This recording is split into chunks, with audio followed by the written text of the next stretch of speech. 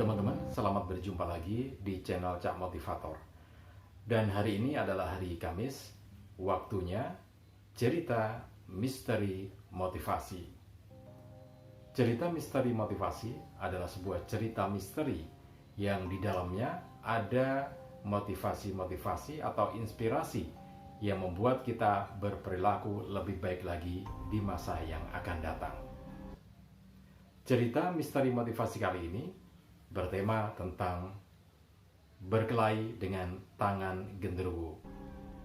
Ini adalah sebuah kisah nyata yang saya harapkan nanti setelah mendengarkan atau mendapatkan informasi tentang kisah nyata ini, kita semua bisa termotivasi untuk lebih baik lagi dalam berperilaku sehari-hari.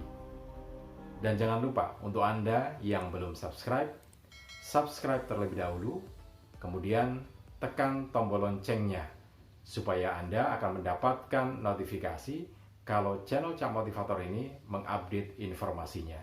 Jangan lupa juga share video ini ke teman-teman Anda, ke kolega Anda, atau di grup media sosial Anda. Siapa tahu teman-teman Anda memerlukan informasi yang ada dalam kisah misteri informasi ini.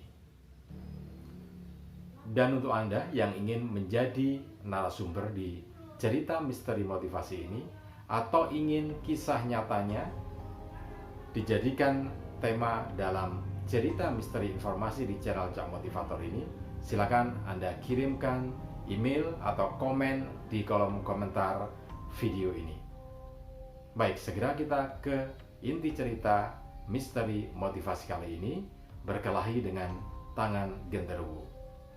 Teman-teman, kisah nyata ini terjadi beberapa tahun yang lalu di salah satu rumah di Madura.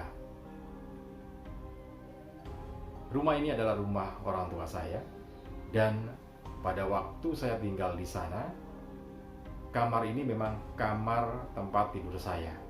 Jadi berada di lantai 2, kemudian di depan kamar tidur ini ada musola atau hall yang cukup luas yang biasa kami pakai untuk sholat berjamaah. Nah, setelah saya bekerja di Surabaya sekitar 5 tahun, otomatis kamar yang ada di lantai 2 atau di atas ini jarang terpakai. Paling terpakai hanya seminggu sekali atau 2 minggu sekali atau bahkan 3 minggu sekali ketika saya pulang ke sana. Tetapi selepas itu kamar ini dibiarkan kosong meskipun dinyalakan lampunya. Nah, 5 tahun saya bekerja di Surabaya, kemudian tiba-tiba saya mendengar cerita dari keponakan saya yang ada di rumah itu, bahwa beberapa kali ketika berada di atas di tempat musola atau di hall itu, terlihat sekelebatan bayangan orang. Jadi kadang-kadang seperti ada orang lewat, tapi ditengok tidak ada. Kemudian juga sering ada penampakan-penampakan yang samar gitu ya, tetapi ketika didekati atau dinyalakan lampunya hilang gitu ya. Bahkan juga beberapa kali terdengar suara-suara yang agak aneh ketika ponakan saya dan saudara-saudara saya yang lainnya ini berada di atas ini, di atas kamar lantai 2 di kamar saya ini. Nah, ketika saya mendengar cerita itu, kemudian saya pulang ke rumah orang tua saya, dan ketika saya mencoba untuk tidur di situ beberapa jam di siang hari atau bahkan di malam hari, tidak terjadi apa-apa gitu ya. Tetapi suatu hari ketika saya tidur ya karena capeknya, habis sholat asar menjelang maghrib, setelah saya mengerjakan menulis-nulis di kamar itu, di kamar atas itu ya, tiba-tiba saya terasa capek dan tertidur terlentang dengan kepala di timur ya, kaki saya di barat. Nah, sekitar pukul 5 sore karena waktu itu menjelang maghrib, tiba-tiba saja kaki saya ini seperti ada yang memegang. Jadi seperti ada yang memegang kuat, mencengkram dua kaki saya ini. Kemudian saya mencoba bangun untuk melihat siapa yang mencengkram, dan ternyata membuat saya kaget karena yang mencengkram itu adalah dua tangan yang cukup besar, hanya tangan saja penampakannya, jadi segini, kanan kiri, tangannya besar, kemudian jari jemarinya itu sebesar pisang gitu ya. Dipegang tangannya kaki saya, kemudian diputar-putar kaki saya diputar-putar. Nah, saking jengkelnya saya kemudian terbangun. Nah, terbangun ya lihat itu. Nah, saya coba lepaskan, tidak bisa. Kemudian saya tendang juga tidak bisa. Nah, saya teringat bahwa saya pernah mempelajari ilmu kanuragan gitu ya, sebentar meskipun tidak terlalu dalam. Nah, kemudian saya mencoba konsentrasi, sementara kaki saya masih dicengkeram. Kemudian saya baca ayat-ayat gitu ya, ayat-ayat Al-Quran itu saya baca sebisa saya. Kemudian coba saya tendang, masih belum bisa. Kemudian saya ulangi lagi sampai 3 kali. Kemudian kaki saya hempaskan di tempat tidur. Kemudian saya tendang tangan itu dan akhirnya terlepas tangan itu, dan saya coba bangun, ternyata tangan itu sudah hilang gitu ya. Waktu itu kejadiannya senja, menjelang maghrib, memang menjelang maghrib. Nah, dari situ saya baru percaya bahwa memang ada sesuatu di kamar itu gitu ya. Sebelumnya saya selalu menarik logika gitu ya. Ketika saudara-saudara saya bercerita, kemudian keponakan saya bercerita tentang adanya bayangan yang melintas, ada sosok yang ada di situ, kemudian juga ada suara-suara yang aneh. Saya mencoba untuk berlogika gitu ya. Jadi kalau ada bayangan, mungkin itu sinar yang berubah gitu ya. Karena begitu matahari itu bergeser atau turun beberapa derajat itu kan, ada sinar yang melintas di benda, kemudian kan bergeser. Tentu saja peralihan cahaya itu akan menimbulkan seperti kelebatan orang gitu ya. Jadi misalkan cahaya ada di barat, kemudian di kamar itu sebelah barat ada jendelanya.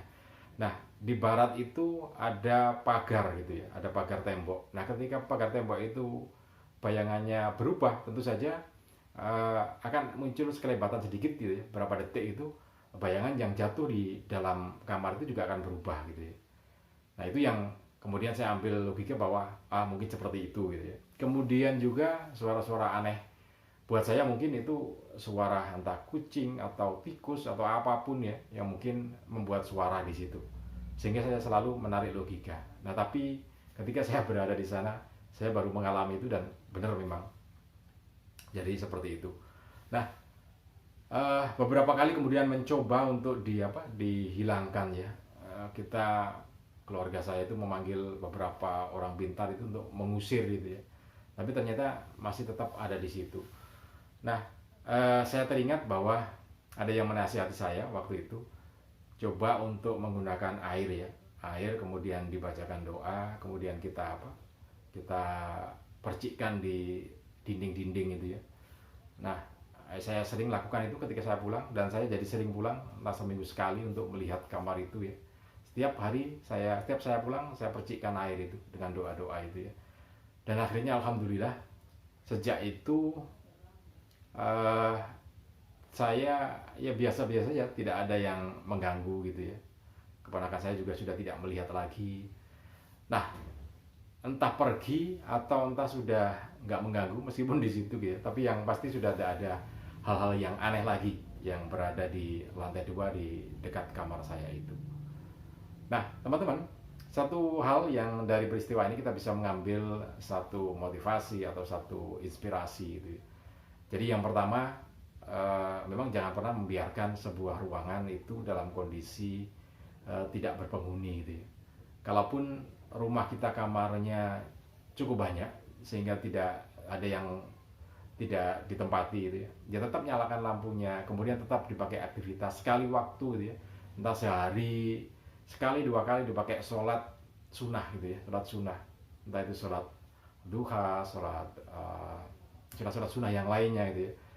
Nah, itu bisa ini konfirmasi paling tidak bahwa ini ada penghuninya, sehingga yang dari alam lain mungkin tidak akan menghuni di situ juga gitu ya. Atau paling tidak kalau tahu ya kita berperilaku baik juga tidak akan mengganggu gitu ya.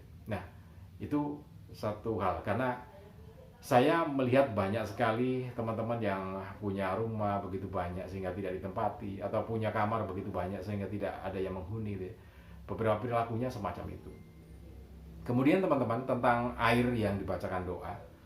Nah, ini juga seperti penelitian dari teman-teman di beberapa tempat ya, termasuk di Jepang.